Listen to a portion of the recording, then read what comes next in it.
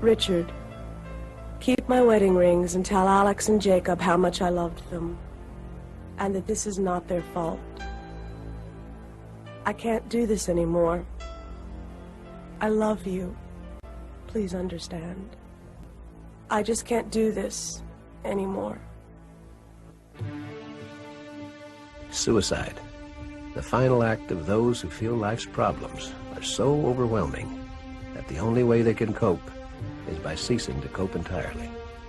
Angie Fenimore was such a person. But during her suicide attempt, Angie discovered the turmoil she was facing in this life was nothing compared to that which awaited her in the afterlife.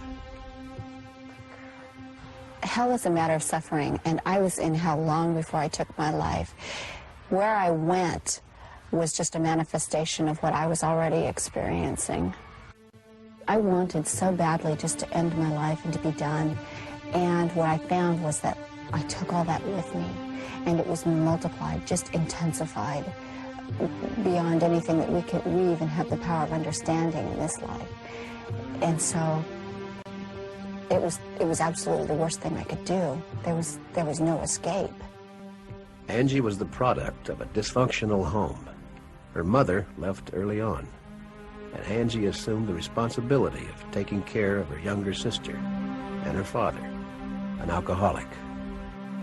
The young girl carried out her new role as best she could, but the situation began to deteriorate, and eventually Angie became a victim of psychological abuse, sexual abuse, and was consumed with feelings of utter worthlessness. At 19, Angie attempted to neutralize her ongoing mental anguish by getting married and having children. But she soon realized that having a family of her own would not free her from her secret misery. I had fought depression for years and feelings of self-loathing that went along with how I'd been raised, and I felt like I was a horrible mother. I felt like I was dooming my children to a horrible existence, and I felt like I was actually going to be doing my family a favor by leaving them. Initially, Angie thought death would take her to a better place, an idea which had been confirmed by her stepmother. She had gone up to the corner of the room and seen her body when she had suffered a car accident. She had talked about being embraced by love and warmth and peace and not wanting to return back to her body. But such a tranquil transition would not be the case for Angie. My experience was completely different than anything I'd ever heard about. I had a concept of hell, but this was nothing like what I was anticipating at all. Traditionally, hell has been thought of as the final destination for unrepentant sinners and evildoers. Images of lost souls suffering an existence of eternal torment in a pit of fire are familiar. But Angie's experience of the nether world was not one of physical suffering. Instead, she found hell to be a place of unrelenting emotional distress. Angie's journey into the abyss began one cold January morning when, after failing to end her life by slashing her wrist, she took an overdose of pills and laid down on a couch to die.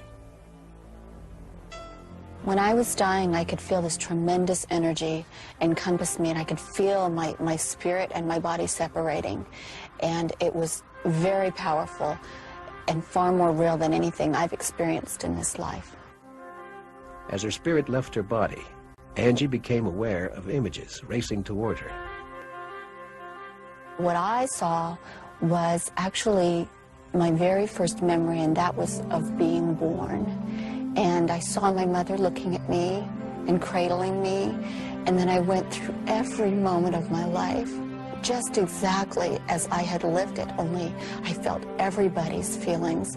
I felt it from everybody's perspective, and I had a completely renewed understanding of what my life had been like and what my parents had really been like and what they were trying to do. And I found it very interesting that my mother was such a significant part of my life. I'd forgotten most of my memories with her because she had left when I was 9. And most importantly, I think I understood that she loved me. As Angie continued to look back on her life, she began to sense that she wasn't alone. I could feel a presence with me. I could feel a person with me. I knew he was male, and I knew he was viewing my life with me. Eventually, Angie's review of her life ended, as it began, with her suicide. I went all the way to the point where I was lying there on the couch, and at that point I was surrounded by darkness. Angie then felt herself descending into another plane of existence, where she became aware of other disembodied spirits who had chosen the path of self-destruction. They were all kind of mumbling to themselves, completely self-absorbed, caring nothing about anybody else there or about anything but themselves.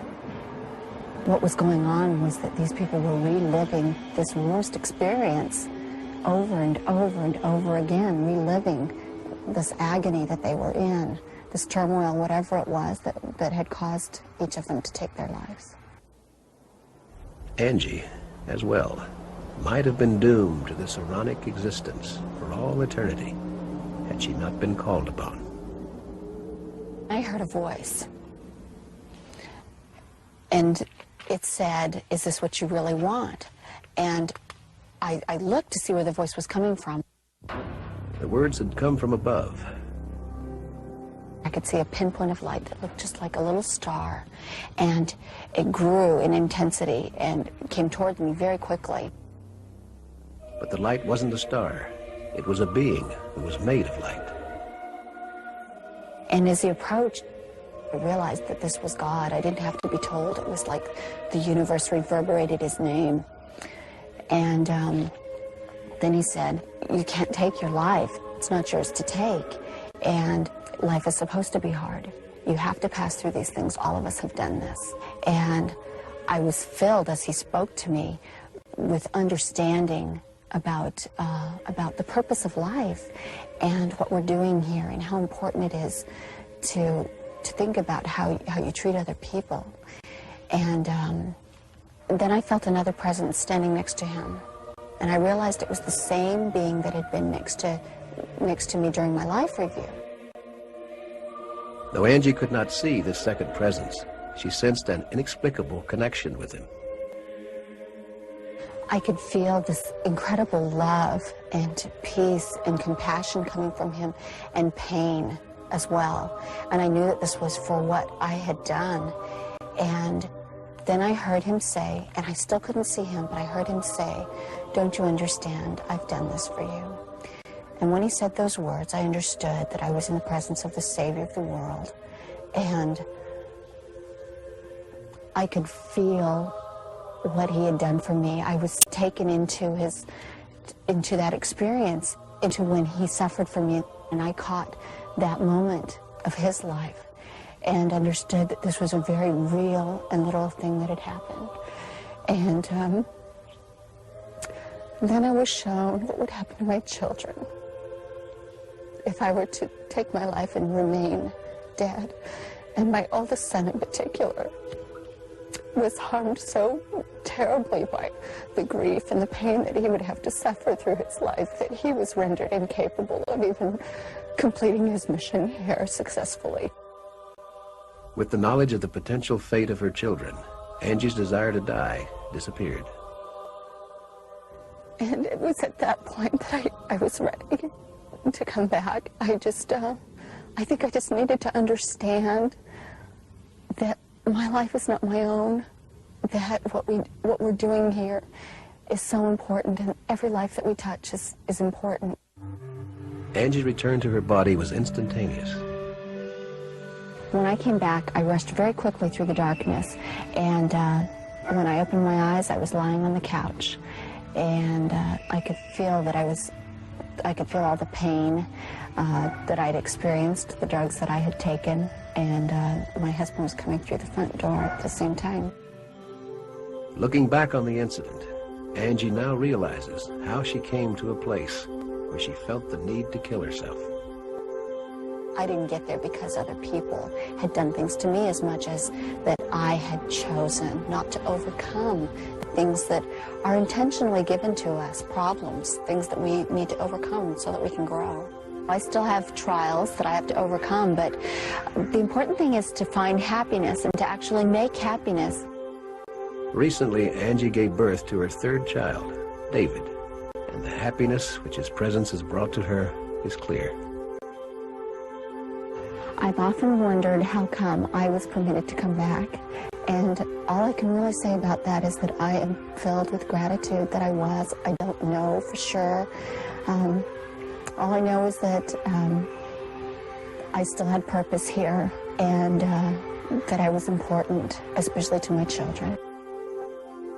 In her book, Beyond the Darkness, Angie chronicles her most amazing journey and details the information she was given about a scheme to land us all in hell.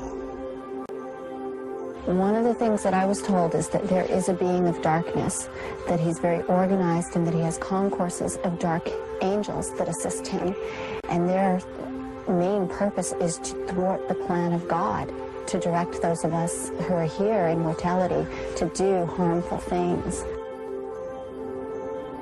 But because of Angie's harrowing experience, she knows she can avoid the plans of the Prince of Darkness by living her life in the light. And by doing so, her life is improved immeasurably. Yeah, life is great, and being in the light is wonderful.